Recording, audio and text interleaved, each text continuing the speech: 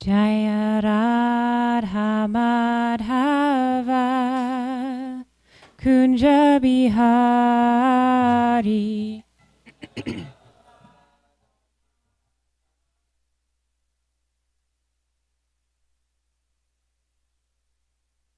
Jaya Gopi Jana Vallabha Girivaradari.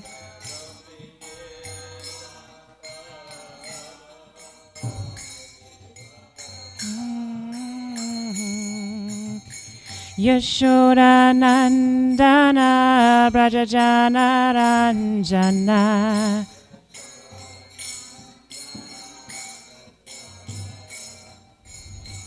Yamuna Tira Vanachari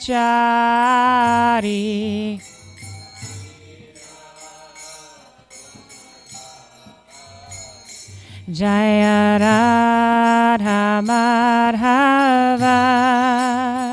Kunja Bihari.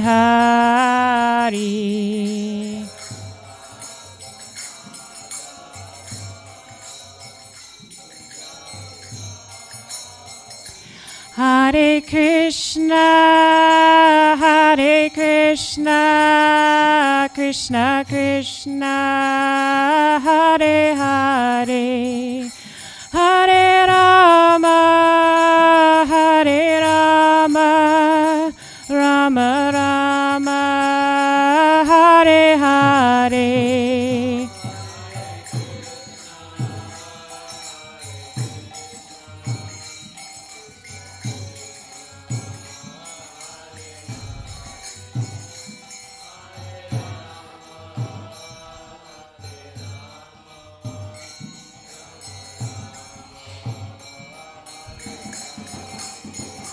Jaya Radha Kala Chanji Radha Kala Chanji Radhe.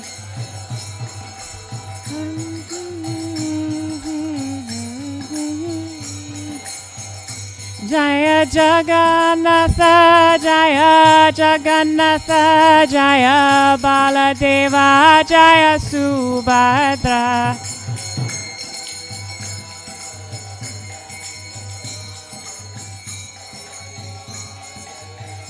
Jaya Jaya Prabhupada, Prabhupada, Prabhupada, Jaya Jaya Prabhupada.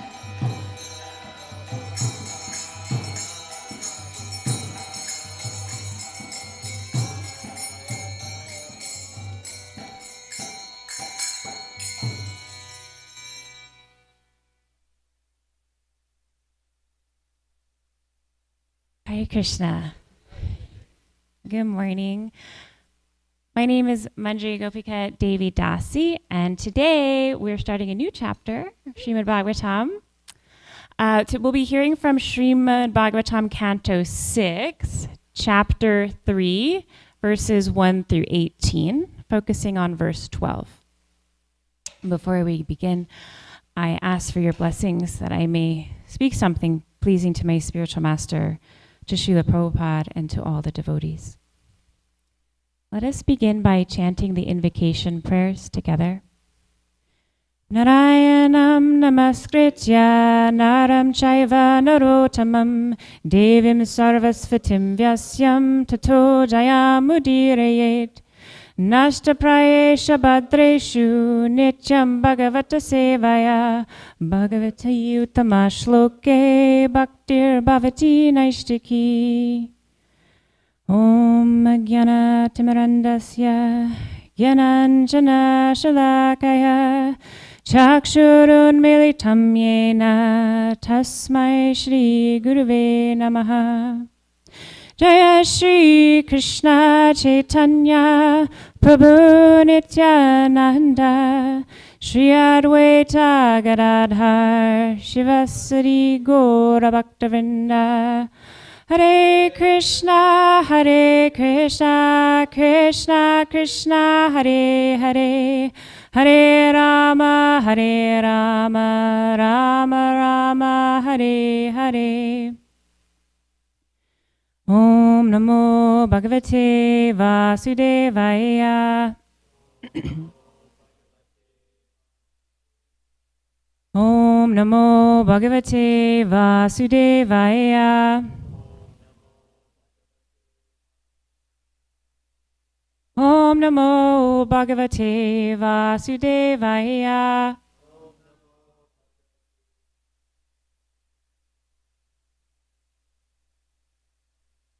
All right, Canto 6, Chapter 3, verses 1 through 18.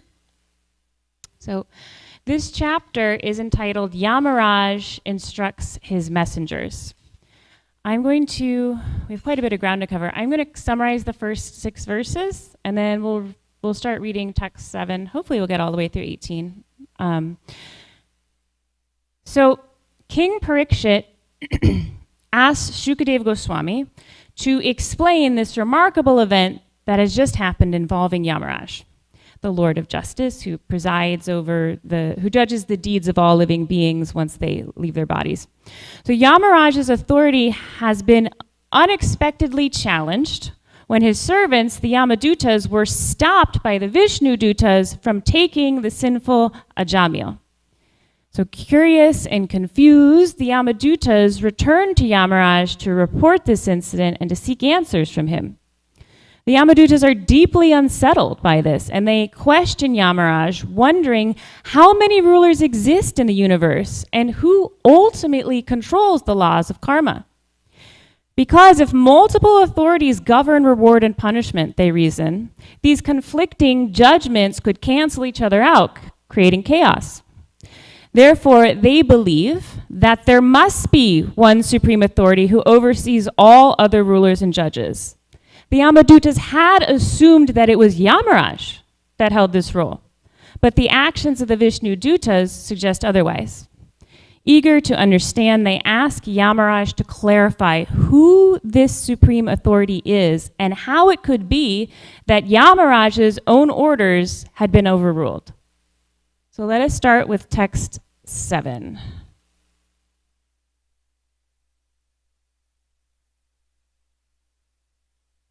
The supreme judge must be one, not many. It was our understanding that you are that supreme judge and that you have jurisdiction even over the demigods. Our impression was that you are the master of all living entities, the supreme authority who discriminates between the pious and impious activities of all human beings. But now we see that punishment ordained under your authority is no longer effective, since your order has been transgressed by 4 wonderful and perfect persons.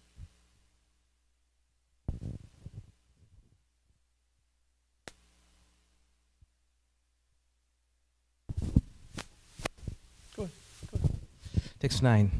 We were bringing the most sinful Ajamil toward the hellish planets following your order, when those beautiful persons from Siddhaloka forcibly cut the knots of the ropes with which we were arresting him. As soon as the sinful Ajamil uttered the name Narayan, these 4 beautiful men immediately arrived and reassured him, saying, "Do not fear, do not fear. We wish to know about them from your lordship. If you think we are able to understand them, kindly describe who they are."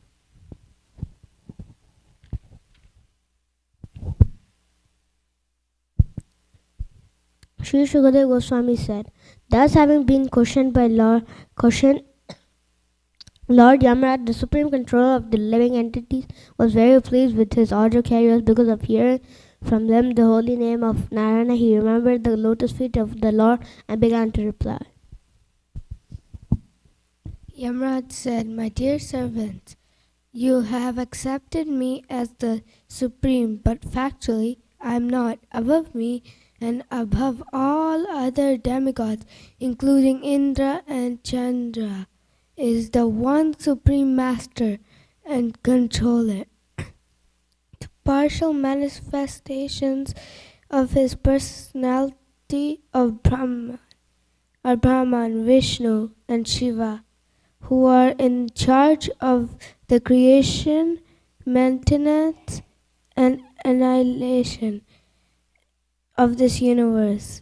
He is like the two threads that form a length and breadth of the woven cloth. The entire world is controlled by him, just as a bull is controlled by a rope in its nose.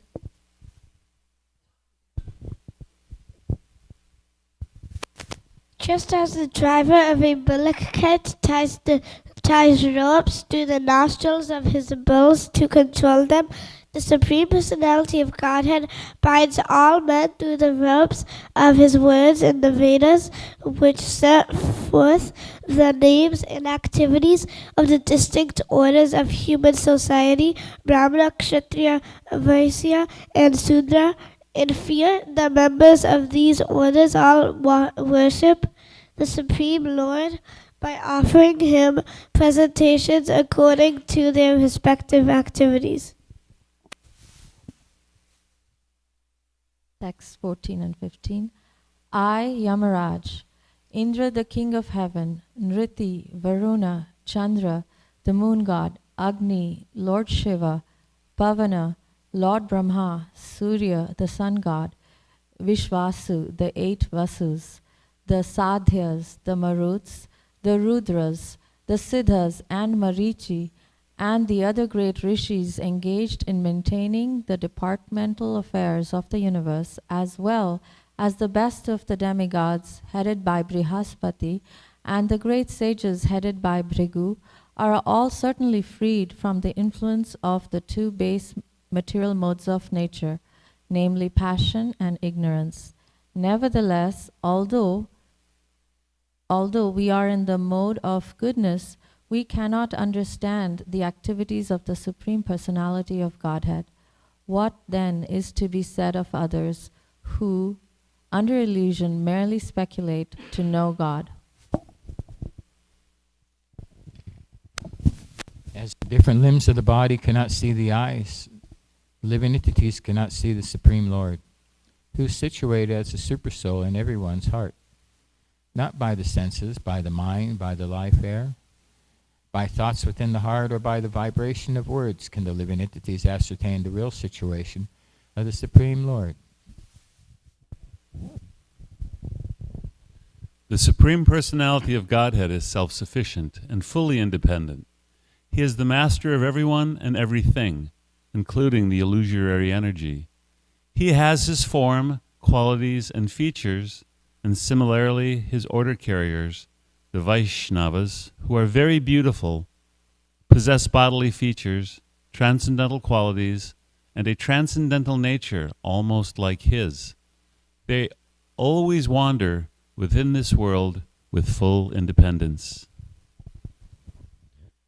The order carriers of Lord Vishnu, who are worshipped even by the demigods, possess wonderful bodily features, exactly like those of Vishnu, and are very rarely seen. The Vishnu Dutas protect the devotees of the Lord from the hands of enemies, from envious persons, and even from my jurisdiction, as well as from natural disturbances. Haribol. Let us go to text 12, the focus verse for today.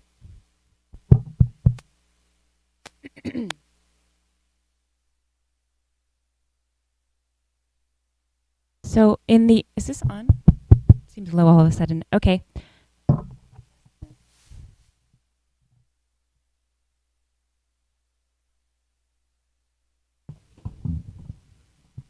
Sure.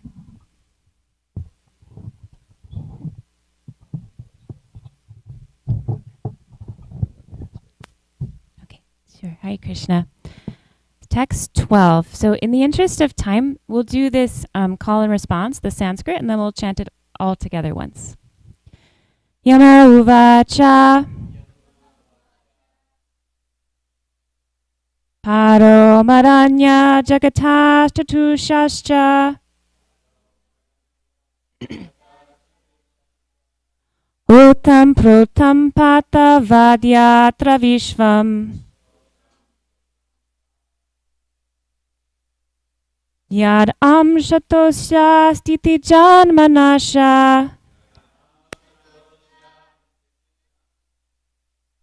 Nasyota vadyasya vashe chaloka. And together, Yama uvacha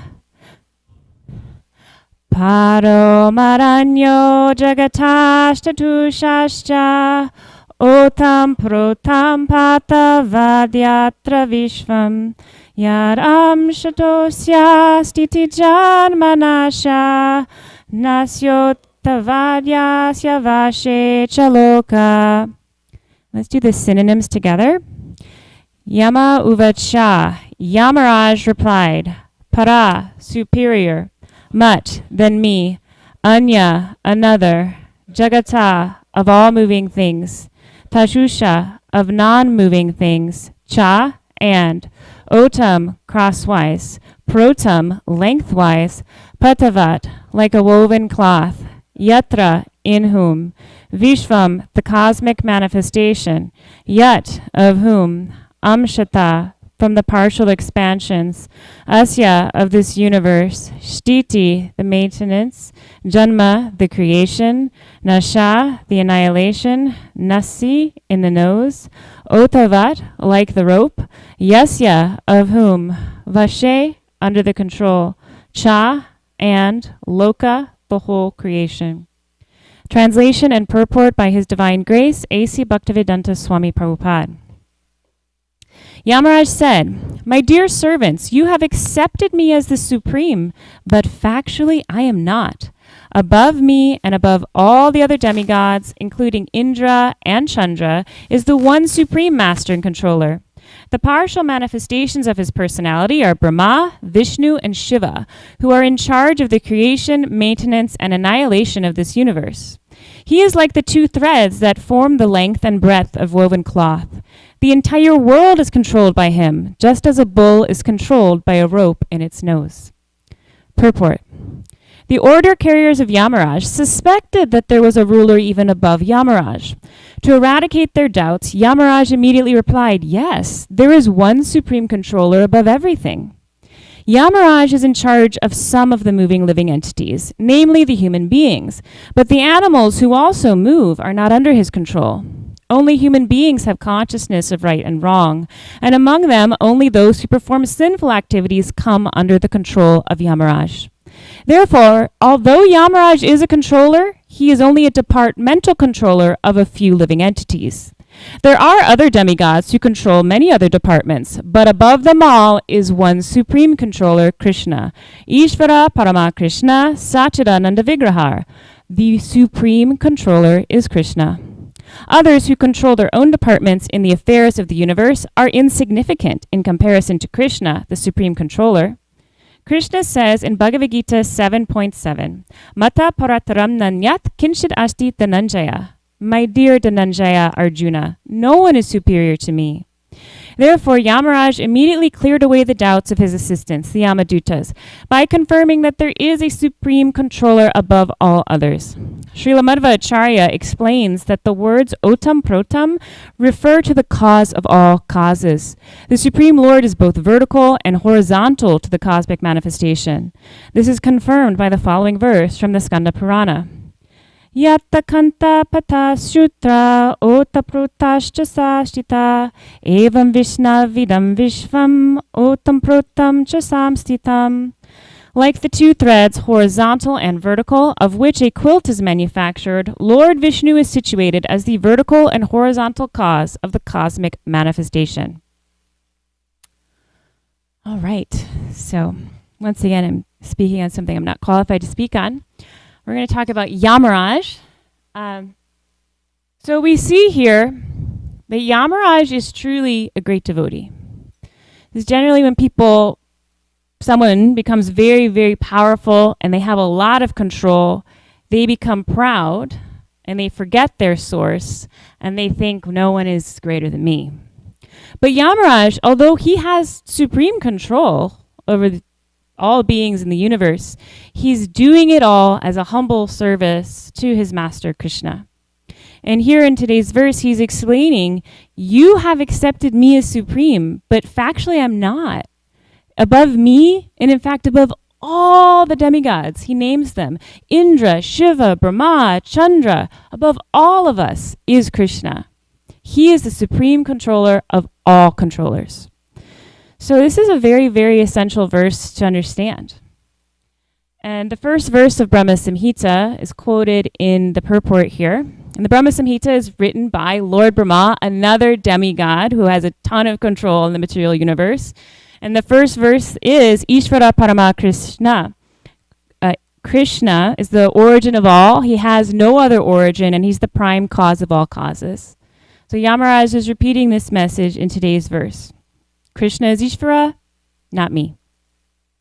And in the 10th chapter of Bhagavad Gita, Krishna himself says, neither the hosts of demigods nor the great sages know my origins or opulence, for in every respect I am the source of all demigods and sages. Yamaraj is not an ordinary person. He is the son of who?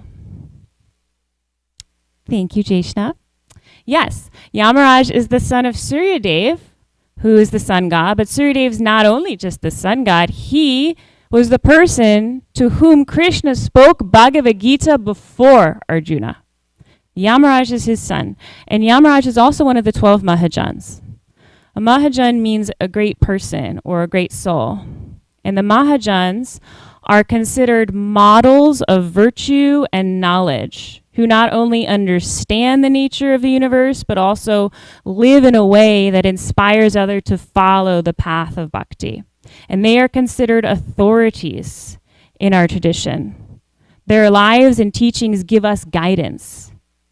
So a little later in this chapter, Yamaraj himself states a very famous verse, Swayambur Narada Shambhu, Kumara Kapilo Manu, Pralado Janaka Bhishmo, Balir Vaisakir Vayam, which means Lord Brahma, Bhagavan Narada, Lord Shiva, the 4 Kumaras, Lord Kapila, Swayambhuva Manu, Prahlad Maharaj, Janaka Maharaj, Grandfather Bhishma, Bali Maharaj, Shukadev Goswami, and I myself know the real religious principle.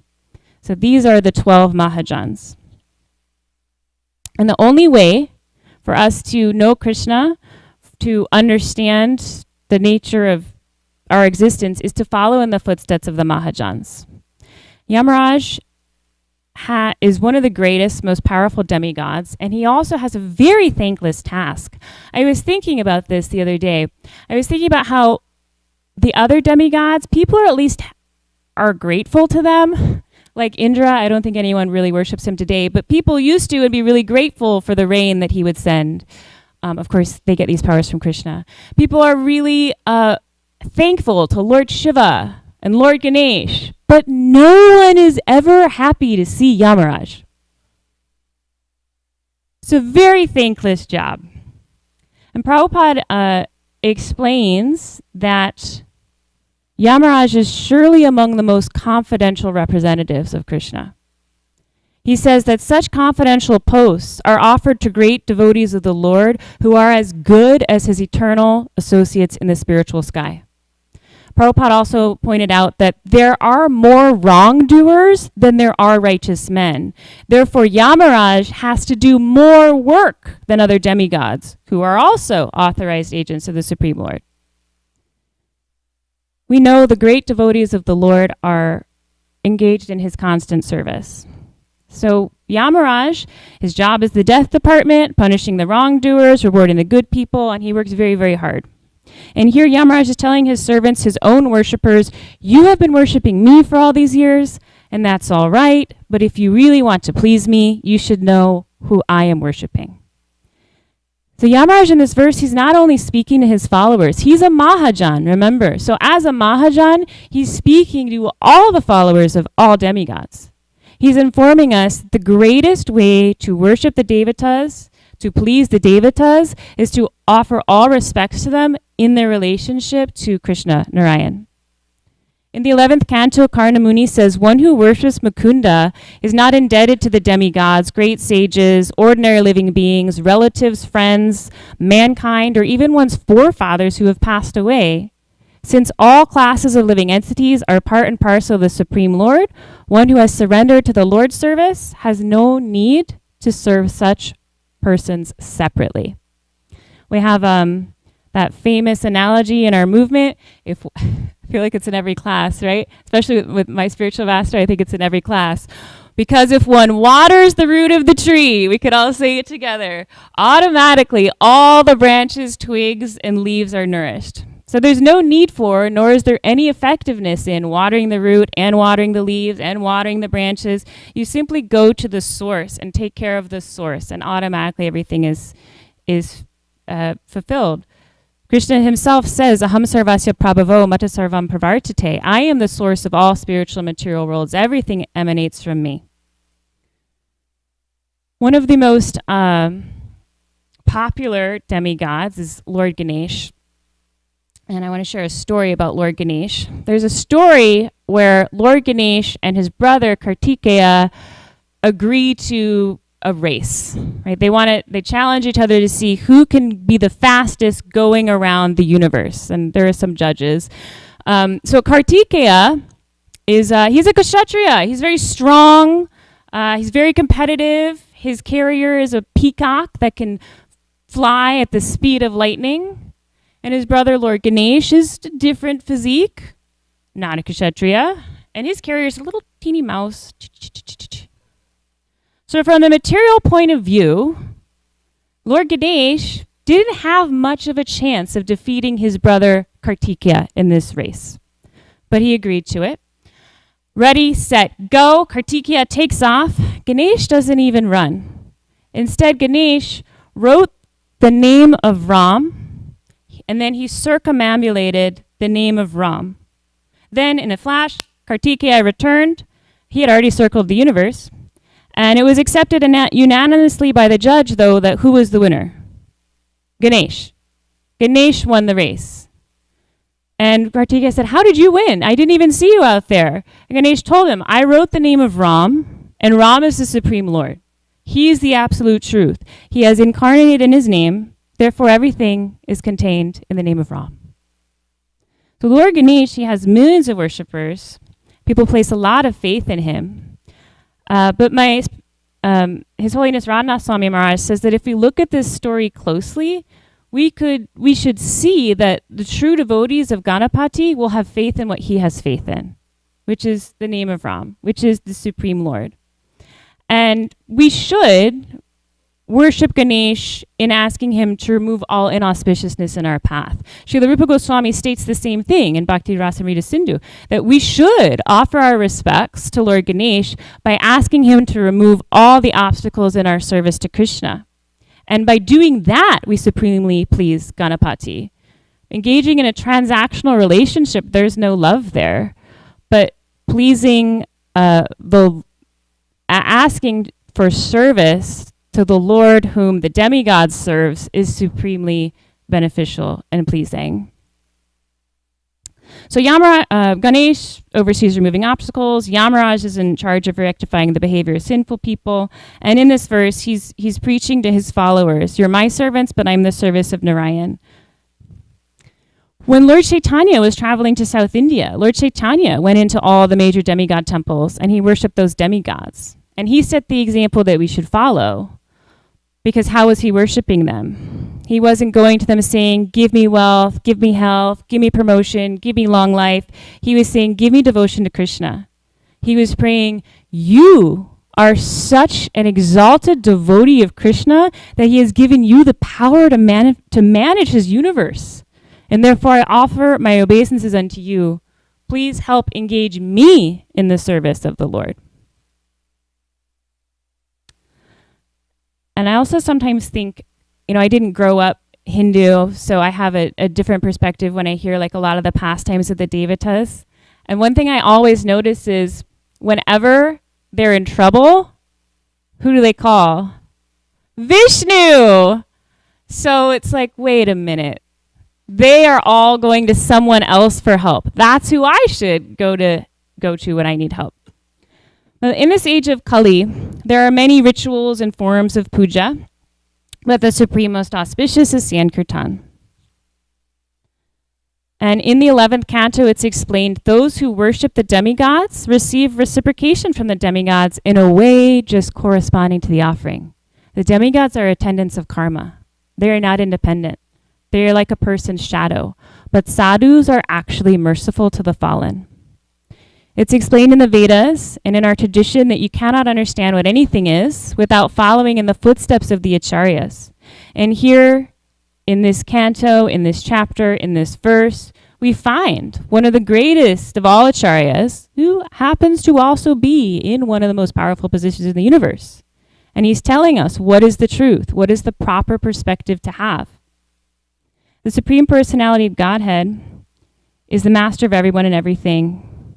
And Yamaraj, he says in one of the verses we read today, he explains, he names the 12 Mahajans, Lord Brahma, Bhagavan Narada, Lord Shiva, the 4 Kumaras, Lord Kapila, Svayambhuva Manu, Prahlad Maharaj, Janaka Maharaj, Grandfather Bhishma, Bali Maharaj, Shukadeva Goswami, and I myself know the real religious principle. And what is the real religious principle?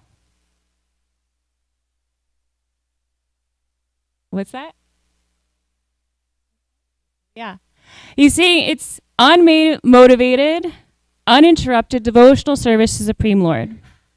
And then, in later, just a few verses after where we stopped today, he gives the secret.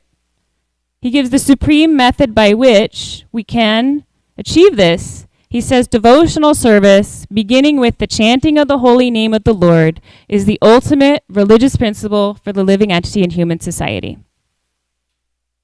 One thing that really shines through in Srimad Bhagavatam is the glories of the devotees and the Supreme Lord, the exchanges between them, their devotion, the Lord's reciprocation.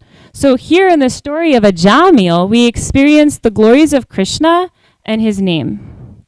As Yamaraj says in verse 24, therefore it should be understood that one is easily relieved from all sinful reactions by chanting the holy name of the Lord and chanting of his qualities and activities.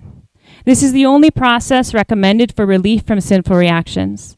Even if one chants the holy name of the Lord with improper pronunciation, he will achieve relief from material bondage if he chants without offenses. Ajamil, for example, was extremely sinful, but while dying, he merely chanted the holy name, and although calling his son, he achieved complete liberation because he remembered the name of Narayan.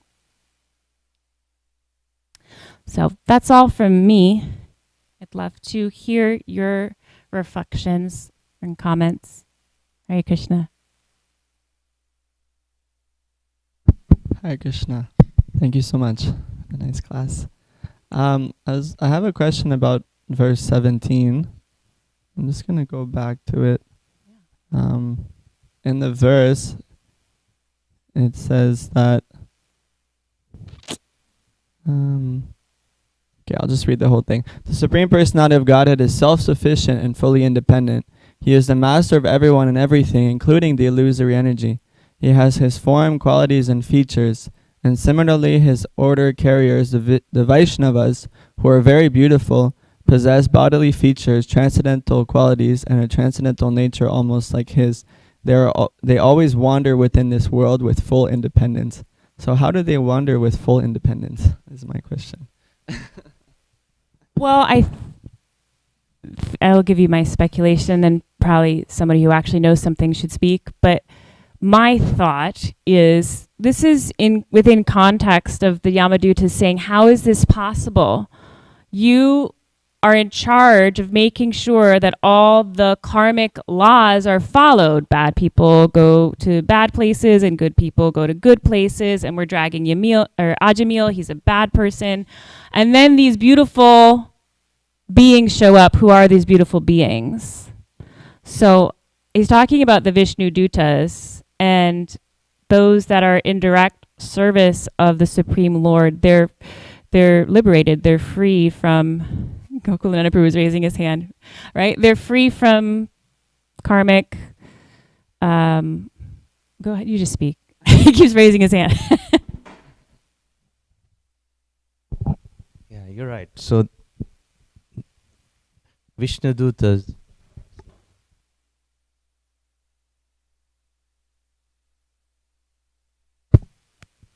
Hare Krishna. So Vishnudutas, when it is said that they're wandering within this world with full independence, means they're not subject to any laws of material nature, but they're fully surrendered to Krishna, Vishnu, and they're serving them. So in that sense, I forgot the statement once His Holiness Radhana Swami Maharaj made. I'm just paraphrasing. So real independence means full dependence on Krishna. And thank you for your wonderful class. Speaking about Ganesh, I just remembered there are many Ganesh worshippers back in India, especially the place that I come from, the state, Maharashtra. So Krishna is a multitasker. One of the aspects is of his mercy is to trick these demigod worshippers and make them chant his names. So if you carefully analyze their worship, at the end of the demigod worship, particularly about Ganesha, it always ends with the mantra Pushpanjali, which has the beautiful names of Vishnu, Achyutam, Keshvam, Ramanarayanam, so on and so forth. And finally, it ends up, guess what? Hare Krishna Mahamantra, Hare Ram, they chant Hare Ram, Ram Ram, Hare Hare, Hare Krishna, Krishna Krishna, Hare Hare. And also, it reminds me, there is a verse in Brahmavarta Puran, which there is an adaptation, in fact. It talks about how Mother Parvati, she was in one of the kalpas, supremely attracted by the beautiful pastimes of baby Krishna and his loving exchanges with Mother Yashoda. So she also developed a desire to have a child like Krishna. So she performed severe austerities. She also thought Kartikeya is purely Lord Shiva's son. I don't have any contribution in it. So she wanted her own son. So she performed severe austerities and pleased Krishna, and she wanted Krishna to be her son. So Krishna said, it's not the time for me to appear. I appear only once in Brahma's day. So, but I can give you my Ansha, and that's how Ganesha was born. And if you see, Lord Shiva's entire family has Krishna's Ansha. Like Lord Shiva, his carrier, Nandi has Krishna's, because he pleased Krishna, and then Krishna, he asked for Krishna's constant association. So Krishna agreed to provide his Ansha in the form of Nandi. So they have constant association of Krishna, his entire family. Thank you.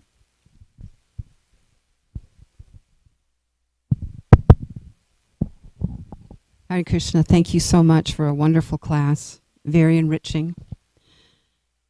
So when we were new devotees, we were really excited to hear that there was Yamaraj, the Lord of Death. So devotees would ask Prabhupada, should we be worried that Yamaraj is going to show up and just take us because we're sinful? And so Prabhupada said, no, you should all invite Yamaraj to Kirtan. So when Yamaraj is in Kirtan, he's no time to take anyone for death. And then I have another story that I heard from Srila Virabahu Maharaj. So some devotees asked him, Virabahu Maharaj, Virabahu Das Adhikari Prabhu Maharaj, he is the spiritual master of Gopika. And so we would often hear him speak. So one devotee asked him, Prabhu, does Yamaraj get involved with the devotee's death? And so he said, sometimes. So then he told a story. And the story was that there was a disciple of Srila Bhakti Siddhanta Saraswati Goswami. And as a young man, he was very dutiful. He joined the Math. He was exemplary. And, he was a good devotee. But somehow or other, he got into bad association and left the association of devotees and got into some really heavy maya, like really bad. So Virabha Prabhu is telling this story. So then death came. death took him, and he found himself in the court of Yamaraj. Although he was a devotee, he was in the court of Yamaraj. The Yamaraj is sitting in front of him, and he says, "So what have you to say for yourself? Have you done anything noteworthy in this life?" And the devotee, the devotee is crying and crying, and he said, "As a youth, I took shelter of His divine grace, Srila Bhakti Siddhanta Saraswati Goswami Maharaj." So as soon as he said the name of Srila Bhakti Siddhanta Saraswati, he immediately woke up from his dead body. The dead body, Yamaraj put him back in his body, which was still functional, and he sat up on the funeral pyre. So his relatives are looking at him and crying and screaming, "What happened? What happened?" So he said, "I was just in the court of Yamaraj." And he told them the story. He said, "What have you done? Have you done anything good in this world?" And he said, "I told him I took shelter of His divine grace, Srila Bhakti Siddhanta Saraswati Goswami. And then I woke up, and now I'm here again with you all. So I'm going to chant Hare Krishna and beg forgiveness for all my sins, because I want to go back home, back to Godhead. I never want to see Yamaraj again." Hare Krishna. So that's from Veerabahu Prabhu. Thank you so much. Haribol.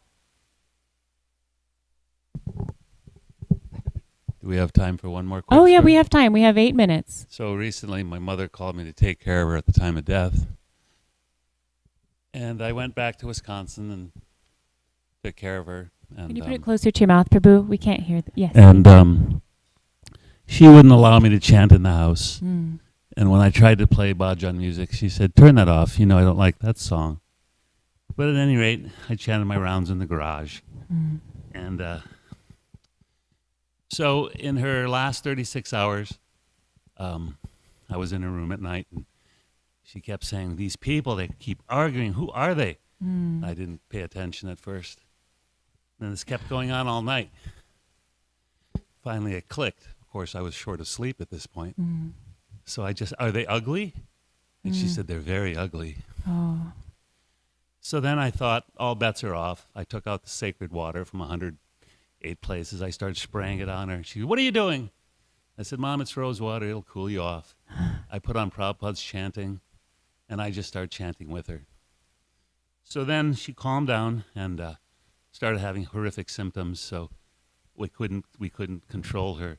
We couldn't keep her clean, or just horrific death symptoms. So they took her to a hospice, and I got a few hours sleep, and I woke up and went to the hospice, and I did everything I could to purify the room and chant and pray and play Prabhupada. And at the last moment, everyone left the room, and I was alone. And I thought, okay, I'm so tired. And the nurse came in, and she saw my beads, and she started talking with me, and she said, "Oh, I also chant," and so forth. And she checked on my mother's symptoms, and she said, "She's leaving now." She said, "Can I chant with you?" So she went to one side of my mother, I was on the other side, and we chanted as she left this world. And I had managed to get Tulsi beads on her a few hours earlier as well. And that's my story. Oh, Hare Krishna, thank you so much.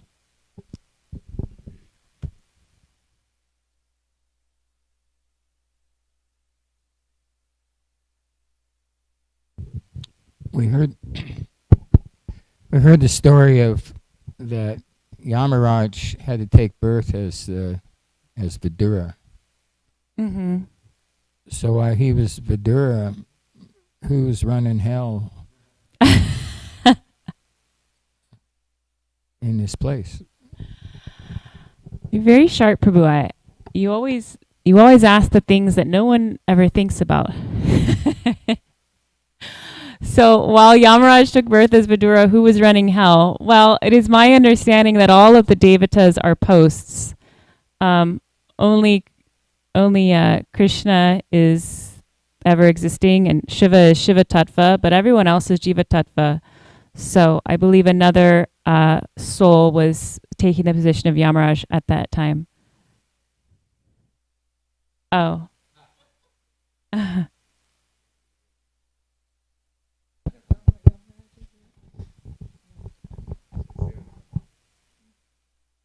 I actually had two other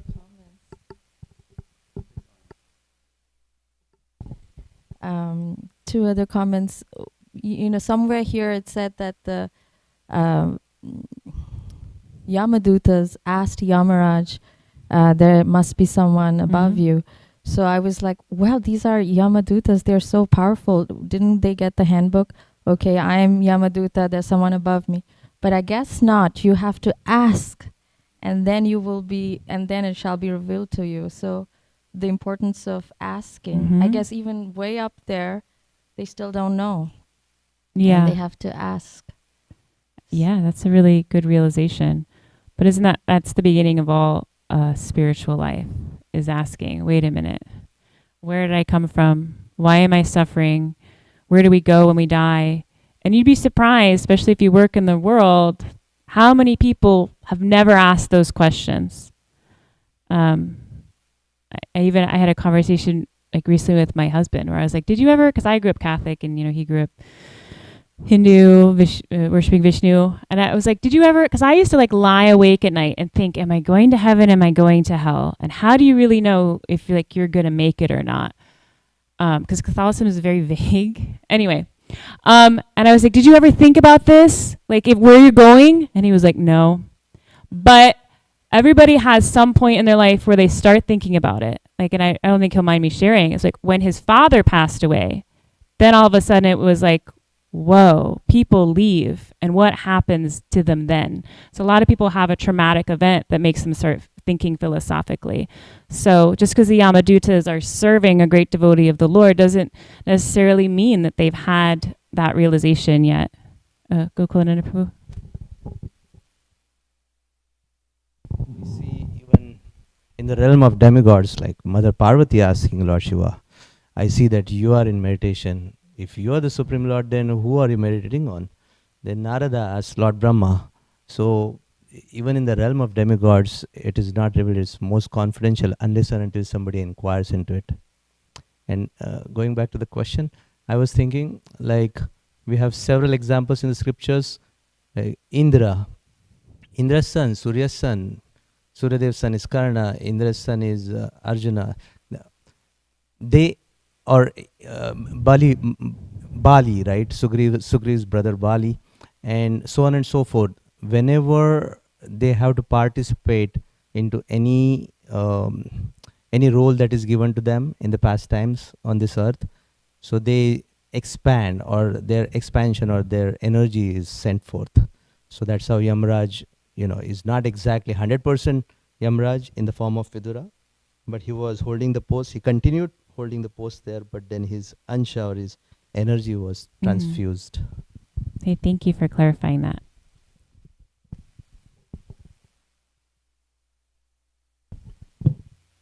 Anyone else? Oh, sorry, go ahead. Just one more comment I had, that, we were reading the same translation where it mentioned that the Vaishnavas, but, one would assume he was referring to the Vishnu Dutas.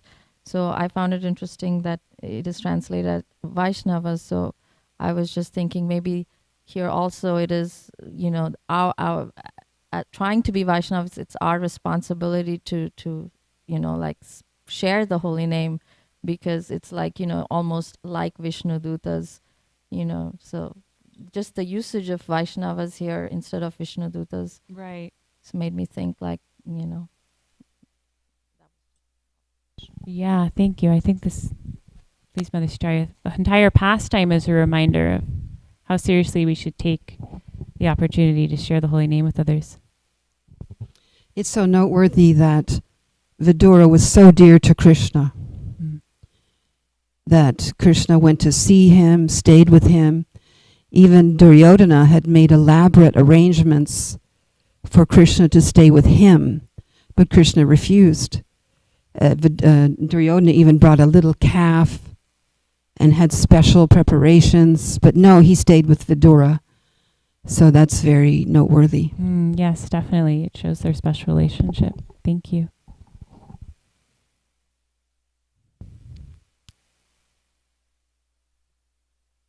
All right. Well, that is time's up. Thank you so much for your participation. Srimad Bhagavatam ki jai.